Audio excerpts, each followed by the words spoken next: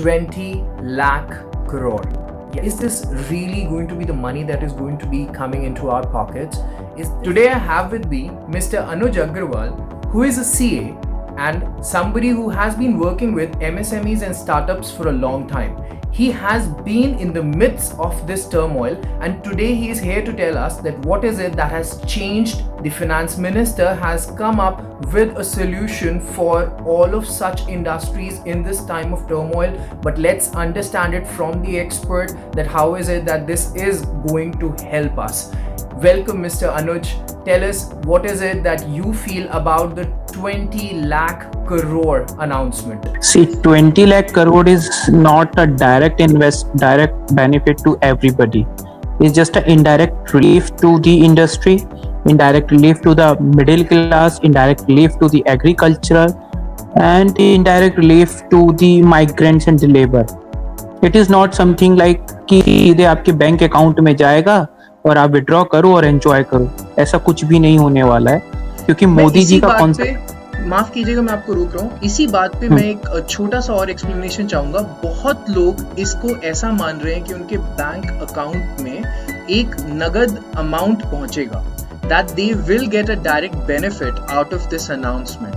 आप उनके लिए क्या कहना चाहेंगे? क्या उनको समझना चाहिए इससे?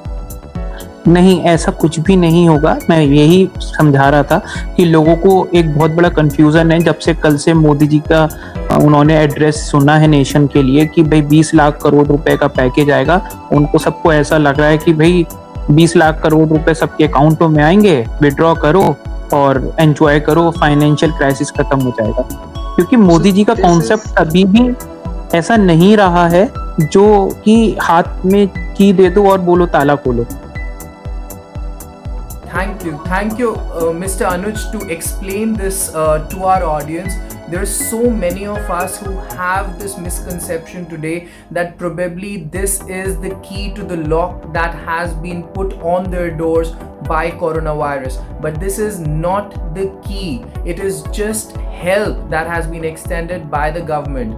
But then again, when we are talking about all of this today in the finance minister's address to the country in her conference, she talked about MSMEs, and that was an exceptional point that she mentioned. All through her conversation, she kept coming back to the idea, and even in the market today, when we people have been watching all of these news, MSMEs have been the center of focus. So let's first understand what is it that an MSME is. ये MSME होता क्या है, ये समझना बहुत जरूरी है. अनुज जी, please हमें बताएं, MSME किसको? MSME एक्चुअली कोई डेफिनेशन MSME की नहीं है. MSME खुद में एक कॉन्सेप्ट है. वो ये कहता है कि जो हमारे यहाँ पर छोटे व्यापारी हैं, जो बड़े व्यापारी के लिए मेन सोर्स का काम करते हैं, हम उनको फ़ायदा देना चाहते हैं. कौन से लोग छोटे व्यापारी कहलाते हैं, उसके लिए MSME एक्ट में डेफिनेशन है, जो अभी तक थी कि अगर किसी मैन्युफैक्चरर ने 25 लाख का इन्वेस्टमेंट किया है तो वो माइक्रो कहलाएगा. अगर किसी ने 5 करोड़ रुपए तक का इन्वेस्टमेंट किया है तो वो स्मॉल कहलाएगा. अगर किसी ने 10 करोड़ तक का इन्वेस्टमेंट किया है तो वो मीडियम कहलाएगा. ऐसा ही उन्होंने सर्विस इंडस्ट्री के लिए भी कैटेगरी डिफाइन की हुई थी. लेकिन आज ये डेफिनेशन चेंज हो गई है जब से हमारी फाइनेंस में. तो अनुज जी, अगर मैं इसे अपने एक इंडस्ट्री के हिसाब से समझना चाहूँ, हम लोग मीडिया की इंडस्ट्री से जुड़े हुए हैं, तो ये हमारे ऊपर क्या इम्पैक्ट डालता है? क्या हम मैन्युफैक्चरिंग के अंदर रहेंगे या हम सर्विसेज के अंदर रहेंगे? और अगर हम सर्विसेज के अंदर रहते हैं तो क्या हमारे ऊपर इसका कोई इम्पैक्ट है? देखिए, आपका क्वेश्चन सही है. हम मैन्युफैक्चरिंग में नहीं आ सकते, हम मीडिया हैं, हम सर्विस प्रोवाइडर हैं, तो हम सर्विस सेक्टर का पार्ट बनते हैं. और सर्विस सेक्टर के लिए उन्होंने अलग से क्राइटेरिया बनाया हुआ था आज तक का. उसमें क्या था कि अगर किसी ने इन्वेस्टमेंट 10 लाख तक की हुई है तो वो माइक्रो है. अगर किसी ने 2 करोड़ तक की इन्वेस्टमेंट की है तो वो स्मॉल है. और अगर किसी ने 5 करोड़ तक की इन्वेस्टमेंट की है तो वो मीडियम है. तो अगर हमारी कोई भी इन्वेस्टमेंट इसके बीच में लाई करती है तो हम MSME के लिए एलिजिबल.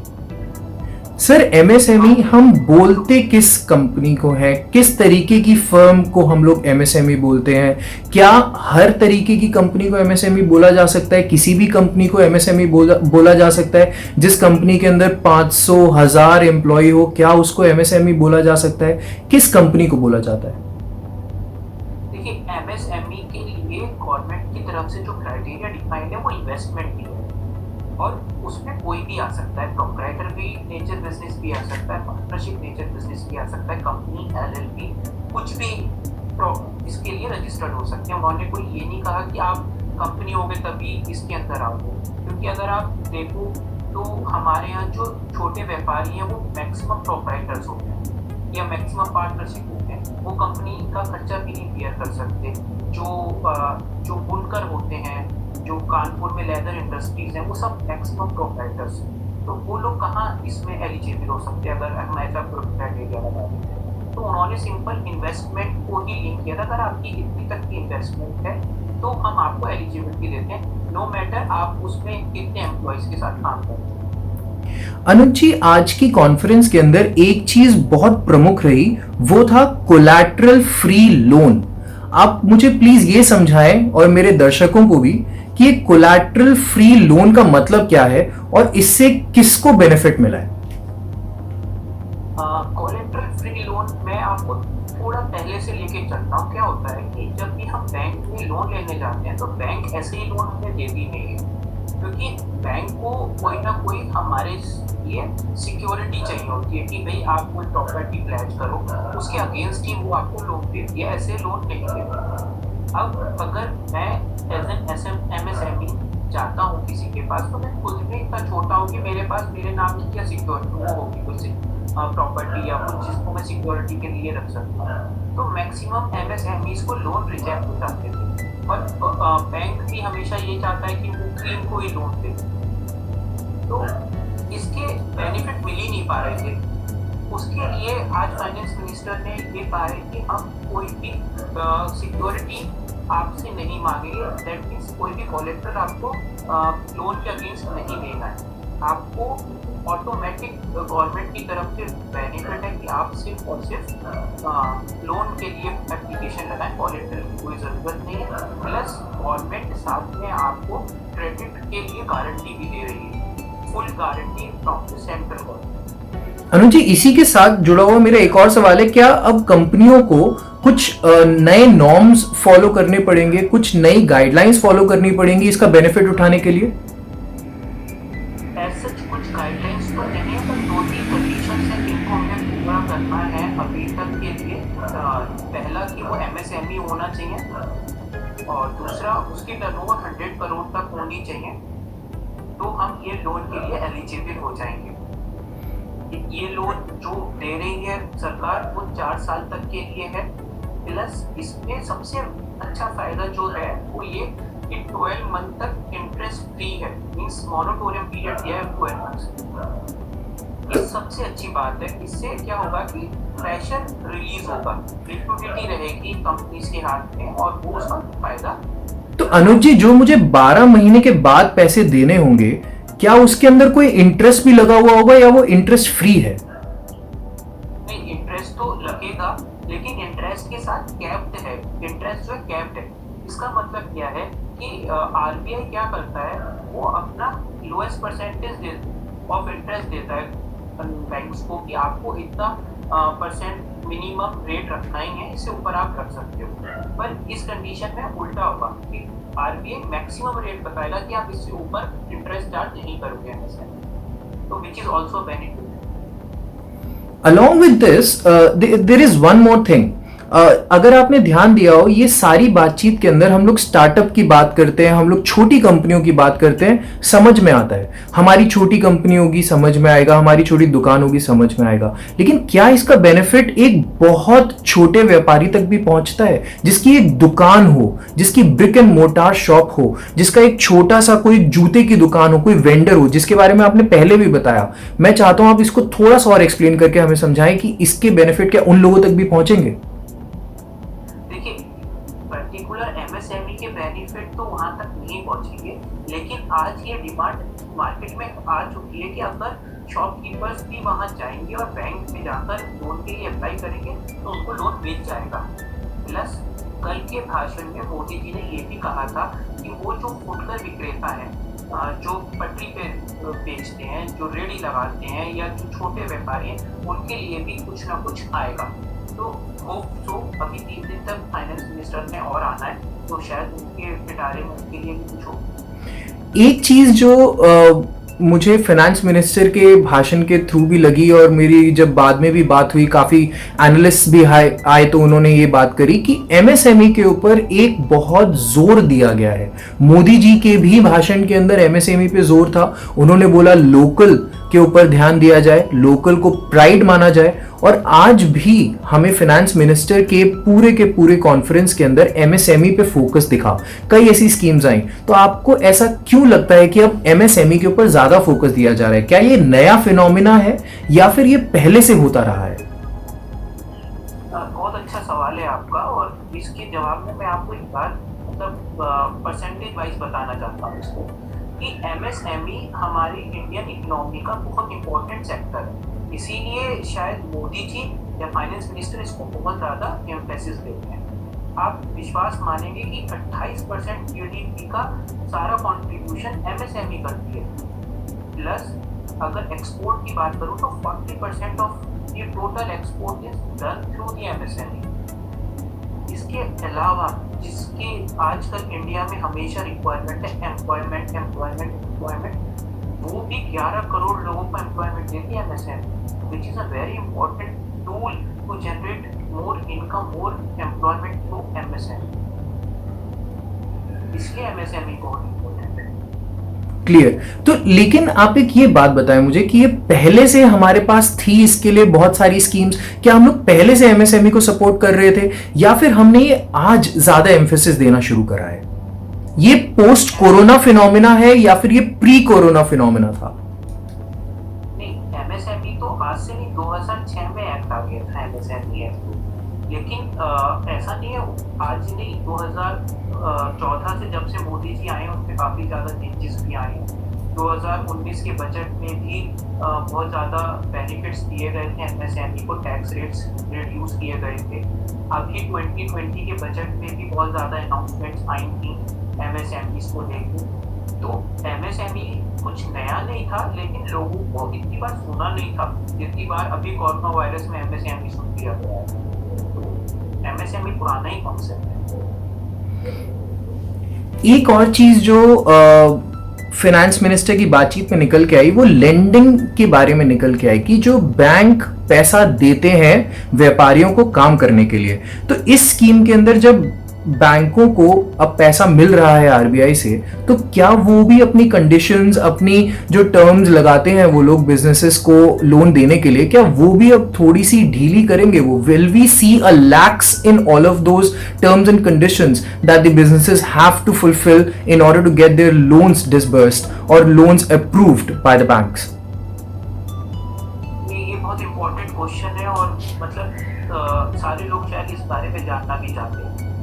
क्या हुआ, अगर आप मुझे सिर्फ कोरोना वायरस के टाइम की बात बताऊं, लास्ट 40 डेज में आरबीआई 2 बार प्रेस कॉन्फ्रेंस कर चुकी है और जिसमें उन्होंने करीब 5 लाख करोड़ रुपीस के पैकेजेस अनाउंस किए थे, वो भी एमएसएमई के लिए थे। लेकिन आप विश्वास नहीं मानेंगे कि उसमें से मुश्किल से 20% भी यूटिलाइज नहीं कर पाए बैंक। क्यों? क्योंकि बैंक को रिस्क रहता है कि अगर वो एमएसएमई को कोई लोन देंगे तो वो एनपी हो जाएगा, एनपी हो जाएगा तो गवर्नमेंट की तरफ से बहुत सारी स्ट्रिक्टनेस है। तो इस चक्कर में वो हमेशा ट्रिपल ए क्लास को ही लोन देना चाहते हैं, मतलब ग्रीन को ही लोन देना चाहते हैं। वही कारण था कि वो एमएसएमईज को लोन नहीं देते। पर आज जब उन्होंने कोलेटरल फ्री लोन कहा है, जब गारंटी गवर्नमेंट दे रही है, तो अब मुझे नहीं लगता कि बैंक्स को कोई भी दिक्कत होगी लोन देने। तो अनुज जी, आप तो सीए हैं, आपका कंपनी है, आपकी टैक्स वर्थ, आपके पास कितने सारे स्टार्टअप्स आते हैं, कितने सारे एमएसएमईज जो आपके पास एज अ क्लाइंट है, आपको क्या एडवाइस लगता है उनके लिए? क्या चीज सही रहेगी इस कंडीशन में, अगर जैसे उनको बैंक से जाके लोन लेना है, तो आपके एक्सपीरियंस के हिसाब से उनमें से कितनों को लोन मिल सकेगा इस कंडीशन के हिसाब से? आपने जैसे बोला क्रीमी लेयर की बात करी, आपने बिजनेसेस में भी क्रीमी लेयर की बात करी एमएसएमईज के अंदर, तो आपको क्या लगता है कितने लोगों को लोन मिल पाएगा?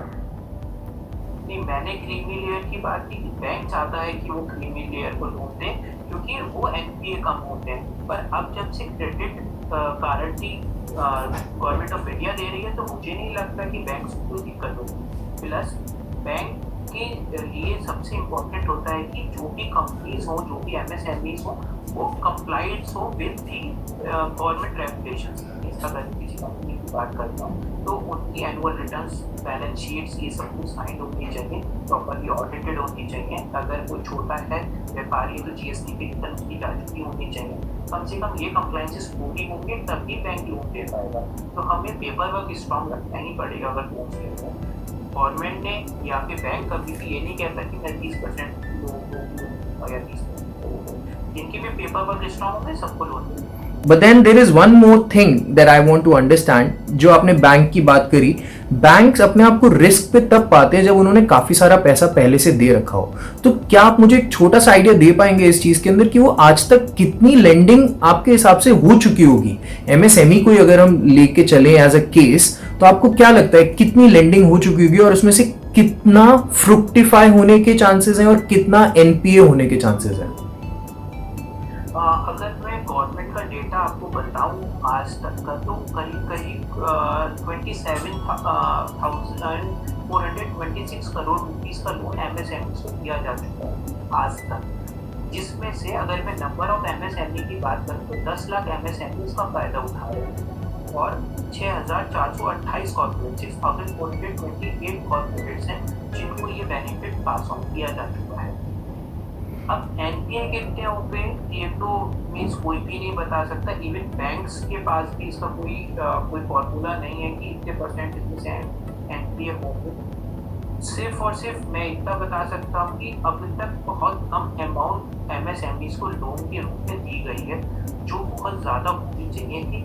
पर रिस्क फैक्टर को देखते हुए, एनपीए होने के कारण को देखते हुए बैंक लोन सैंक्शन नहीं करते। एक और चीज जो बहुत ज्यादा बात करी जा रही है वो है टीडीएस और टीसीएस। ये दो चीजों का रेट कम कर दिया गया है, तो आपको क्या लगता है इससे कितना बेनिफिट होगा इकोनॉमी को रिवाइव करने के अंदर? टीडीएस की और टीसीएस एक बहुत अच्छा इंस्ट्रूमेंट है गवर्नमेंट को अपनी इनकम जनरेट करने के लिए, क्योंकि गवर्नमेंट को बहुत पहले पैसा मिल जाता है। लेकिन अगर गवर्नमेंट अपना रेट ऑफ इनकम कम कर रही है, इनकम मैं इसीलिए बोल रहा हूँ क्योंकि गवर्नमेंट की कमाई टीडीएस से होती है, टैक्सेस से होती है। तो अगर वो अपनी इनकम 25% कम कर रही है किसी रेट में, तो आप समझिए उतनी ही लिक्विडिटी पब्लिक के हाथ में आ रही है। जिनका टीडीएस करता है, कंपनी प्रोफेशनल जिनका भी टीडीएस करता है, उनके हाथ में 25% की लिक्विडिटी आ रही है। तो ये समझना हमारे लिए बहुत जरूरी हो जाता है, ये आप लोगों के लिए भी समझना जरूरी हो जाता है कि 20 लाख करोड़ रुपए इस तरीके से आप तक पहुंच रहे हैं। कई ऐसी स्कीमें हैं जिनको अनाउंस आज कर दिया गया है, कई ऐसी स्कीमें हैं जिनके बारे में हम आगे जानेंगे। 4 दिन तक हमारी फाइनेंस मिनिस्टर हमें बताती रहेंगी कि क्या क्या पॉलिसीज, क्या क्या स्कीम्स वो हमारे लिए लेकर आ रही हैं, जिसके तहत हमारी जेब और बढ़िया हो सकती है। कोरोना वायरस का जो हमारे ऊपर असर हुआ है वो असर कम हो सकता है। एक चीज और जिसके बारे में बात हुई वो थी इनकम टैक्स फाइलिंग, जिसके बारे में सोच के ज्यादातर मिडिल क्लास लोगों को चक्कर आ जाते हैं। तो ये जो टैक्स फाइलिंग है, इसका जो टाइम है वो बढ़ा दिया गया है, उसकी डेट एक्सटेंड कर दी गई है। तो इससे क्या कोई फाइनेंशियल साइकिल के ऊपर भी फर्क पड़ने वाला है? देखिए, इसको मैं आपको समझाना चाहता हूँ। पहला, जब हम टैक्स की डेट को आगे बढ़ाते हैं तो इंडिया की टेंडेंसी बिल्कुल आखिरी समय पे टैक्स पे करती है। तो अगर 31 जुलाई किसी की टैक्स पे करने की डेट थी, उसको आज हमने 30 नवंबर कर दिया। तो इसका सीधा कारण है कि 3-4 महीने आपको लिक्विडिटी का फायदा मिलेगा। प्लस अब जब कोरोना वायरस है तो बहुत सारी जो कंपनीज हैं, जो हमारे एंटरप्राइजेज इंडस्ट्रीज हैं, वो अभी तक कंप्लायंस नहीं कर पाएंगी सारी चीज़ों। तो उनको भी सफिशिएंट टाइम दिया गया है कि आप प्रॉपरली सारी चीज़ें कंप्लाई कर लीजिए। प्लस जो भी सैलरी क्लास है उनको फॉर्म 16 छूट मिल जाए, जो भी सैलरी क्लास। तो अभी फॉर्म 16 एकदम से इशू नहीं हो सकते, रिटर्न फाइल नहीं हो सकती, एडमिनिस्ट्रेशन प्रॉब्लम है। प्लस इनकम टैक्स की भी अपनी एडमिनिस्ट्रेशन प्रॉब्लम है, उसको देखते हुए ये सारी डेट्स एक्सटेंड की है। प्लस लिक्विडिटी तो है ही, लिक्विडिटी का ईज करना ही है, तो वो भी है। ठीक है, तो इसका मतलब मेरी फाइनेंशियल साइकिल के ऊपर कोई खास फर्क नहीं पड़ेगा, लेकिन मुझे टाइमली टैक्स भरने की आदत डाल लेनी चाहिए, शायद उससे मेरी प्रॉब्लम सॉल्व हो जाए। एक आखिरी सवाल, इतने ज्यादा पैसे 20 लाख करोड़ रुपया गवर्नमेंट लाएगी कहां से? क्या हमारे पास इतना पैसा है? क्या हमारी गवर्नमेंट इतना जनरेट कर सकती है? देखिए, मैं आपको इसको ऐसे बता सकता हूँ कि गवर्नमेंट के पास खुद में भी फंड है, प्लस गवर्नमेंट लोन भी रेज करेगी मार्केट से, प्लस आरबीआई से भी उसने अभी रिसेंटली फंड रेज किया था, तो उसकी इनकम की उसको लिया था गवर्नमेंट ने, तो वो भी यूज़ करेगी, प्लस लोन भी मार्केट से लेगी, फॉरेन लोन्स भी उसको मिल रहे हैं अभी, और बाकी पीएम केयर्स में भी काफ़ी पैसा रिसीव किया है गवर्नमेंट ने, तो वो भी इसी में यूटिलाइज होना है। तो मुझे नहीं लगता बहुत दिक्कत है। हाँ, इंडिकेटर्स कहते हैं कि हमारी जीडीपी 1 या अराउंड 0 पॉइंट समथिंग रहेगी, पर इसका मतलब ये नहीं है कि हम ग्रो नहीं कर पाएंगे, लेकिन जो टारगेट लेके हम लोग चल रहे हैं उससे पॉजिटिव ही होगा और हम शायद अच्छा ही ग्रो करें। थैंक यू अनुज जी, आपने बहुत सारी चीज़ों के बारे में मुझे इन्फॉर्मेशन दी आज, मेरे व्यूअर्स के लिए बहुत सारी इन्फॉर्मेशन दी। मुझे लगता है हमारी काफ़ी ज़्यादा जो प्रॉब्लम्स थी, the things that we people were not able to understand, obviously एक प्रेजेंटेशन दिया गया, एक चीज़ समझाई गई फिनेंस मिनिस्टर के द्वारा, लेकिन बहुत सारी चीज़ें ऐसी थी जो अनआंसर्ड अभी भी रह गई हैं। हमें और 3 दिन उनके साथ समझना पड़ेगा कि किस तरीके से हम वापस आ सकते हैं अपने काम पे, हम वापस ला सकते हैं अपनी इकोनॉमी को ट्रैक पे, और किस तरीके से हमारा घर, हमारे बिजनेसेस एक सही तरीके से चल सकते हैं।